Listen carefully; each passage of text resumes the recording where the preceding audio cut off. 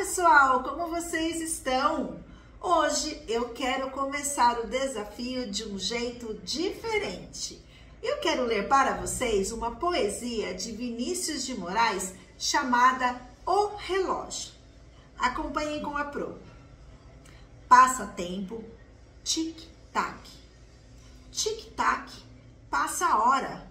Chega logo, tic-tac. Tic-tac e vai-te embora.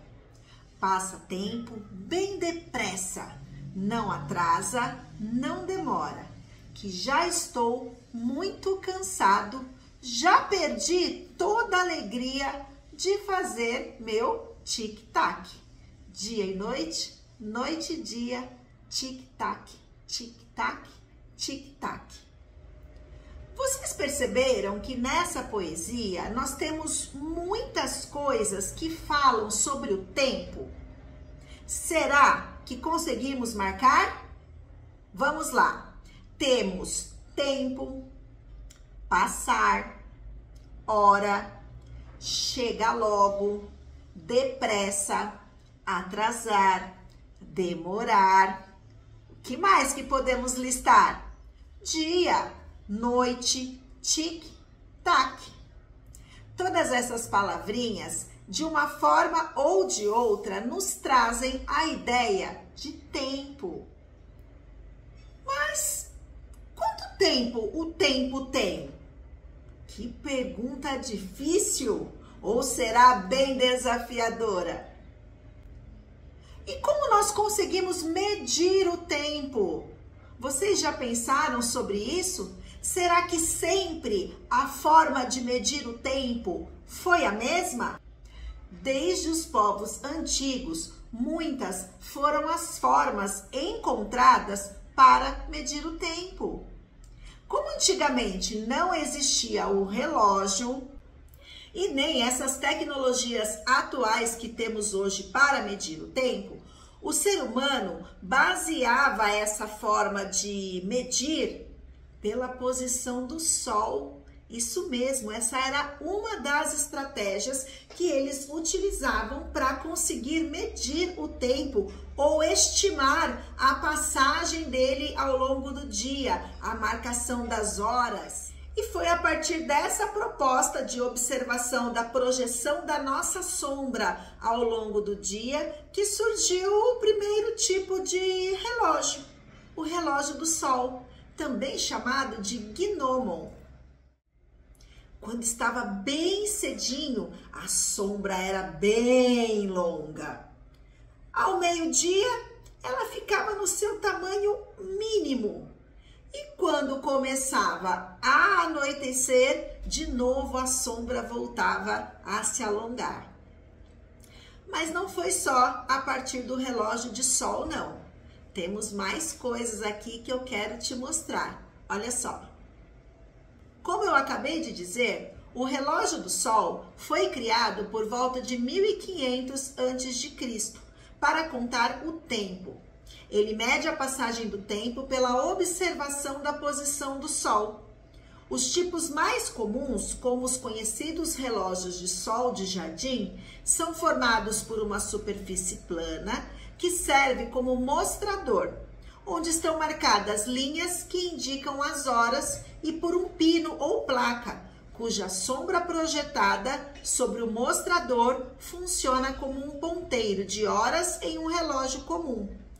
E outros objetos foram criados. A clepsidra. Ela foi criada por volta de 1400 a.C. para contar o tempo também.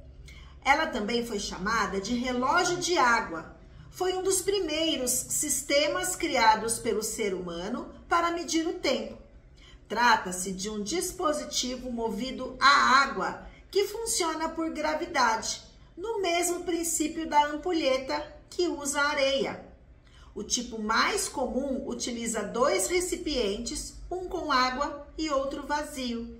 A água passa para o recipiente vazio, levantando uma boia atrelada a um ponteiro que marca o tempo. A ampulheta é um instrumento que foi criado por volta do século VIII para contar o tempo. Também é conhecida como relógio de areia. É constituída de duas âmbulas e um pequeno orifício com uma certa quantidade de areia, cuja passagem de um âmbulo ao outro serve para marcar o tempo. Era frequentemente utilizada em navios. O relógio de vela foi criado também por volta do século VIII. Consiste em uma vela normal, demarcada com uma escala horária. O tempo é marcado pela velocidade de queima da vela. Velas de espessuras diferentes eram empregadas de acordo com os períodos de tempo que se desejasse marcar. O relógio de pêndulo foi criado no ano de 1656. Utiliza pesos para fornecer a energia necessária para mover os ponteiros.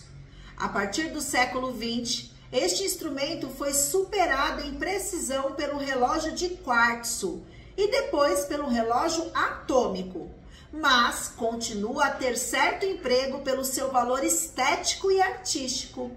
A regularidade no movimento de um pêndulo foi estudada por Galileu Galilei no século XVI. O relógio atômico, criado em 1955, tem o seu funcionamento dependente das propriedades do átomo.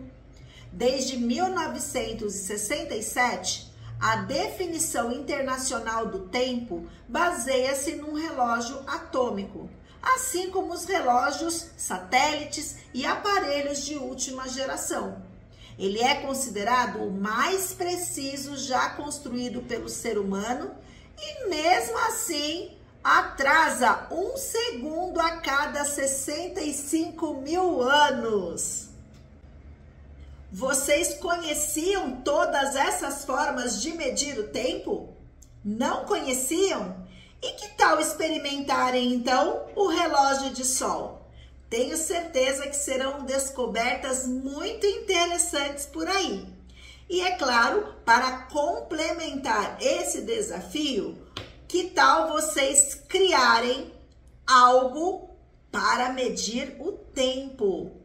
Com todos os conhecimentos, com todos os saberes e aprendizagens que vocês já possuem, eu tenho certeza que essa criatividade aí pode trazer novos objetos para medir o tempo. Então, o desafio agora está lançado. Experimentarem a marcação das horas a partir do relógio de sol, mas de uma forma diferente para começar essa experimentação. Um colega fica em pé. Os outros observam a projeção da sombra e tentam descobrir que horas são. É claro que vocês precisam fazer isso num dia de sol, né? E em um espaço amplo onde vocês consigam observar a projeção dessa sombra. E depois vocês podem não só realizarem novas descobertas, como se divertirem bastante tentando descobrir que horas são ao longo do dia. Agora é com vocês. Boas descobertas e depois me contem quanto tempo o tempo tem. Grande beijo. Tchau, tchau.